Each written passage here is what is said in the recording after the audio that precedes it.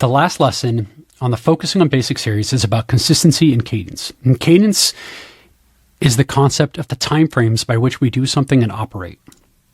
Why is cadence so important? Consistent delivery of your work on cadences allows for predictability. And predictability will breed comfort and trust. In the Setting Expectations video, we discussed comfort and trust comes from meeting or exceeding the expectations you set. The easiest way to build comfort and trust is to deliver with consistency. Because consistency allows for predictability, and predictability is a bedrock for comfort and trust. The sun not rising or setting would throw our world into chaos because its daily cadence is so consistent and predictable.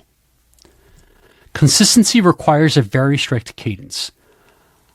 Otherwise, there is a lack of understanding around the delivery. So the cheat sheet that is coming up is going to cover an example of a cadence structure. The cadence structure and process will be built up in the videos over the next following weeks. The normal business cadences build up upon each other. So what are the normal business cadences? You might have daily procedures, weekly, bi-monthly, monthly, quarterly, semi-annual, annual. Those are time horizons by which we do something and operate. So it's important to consider those cadences and how you can use them to build upon themselves to provide more consistent results and more predictable results. If your weekly performance improves and you improve the quality of your deliverables on a weekly basis, your monthly performance should improve. And if you reliably improve your monthly performance, your quarterly performance will improve.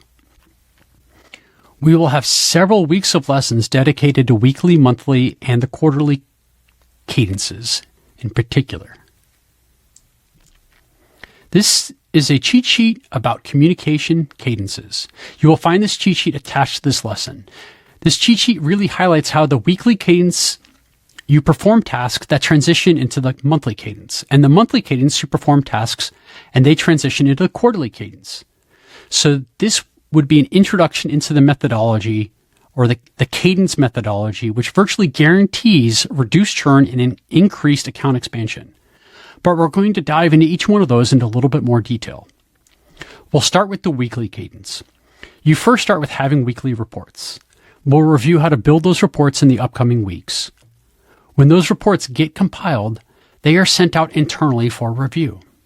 Those internal reports arm your sales team with everything they need to know going into the weekly sales meeting. In the weekly sales meeting, you review all your major accounts. Now, anything that could potentially be considered necessary for discussion prior to sending out the weekly status update can be discussed in the sales meeting and be handled in the sales meeting and processed in the sales meeting. Then you send out your weekly status update to each of the major accounts and their champions. Of note, the particular day of the week of when you do something is not important. What's important is that you develop a cadence for compiling your reports. A sales meeting where you review those for all of your major accounts and you discuss anything that might be different or unique and that has to be added to the weekly status update. And then you send out your weekly status update.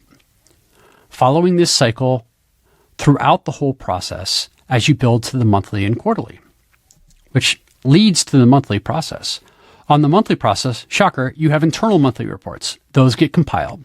The difference is now we have an internal monthly dedicated account meeting where we have all the appropriate stakeholders for that particular account. And then we have a champion call after that where we meet with the champion and we review the monthly progress. And then we move to sending the monthly status account update. So those are a little different from the weekly cadence. You make sure that you have time to process anything that might need to happen from the time that you've had your internal dedicated account meeting to the time that you have your champion call. And you make sure you have a couple of days where you can potentially address things that come up in the champion call before you send out the summary. This is one of the only times from a meeting perspective or a call perspective where it's okay to have the status update be a few days later.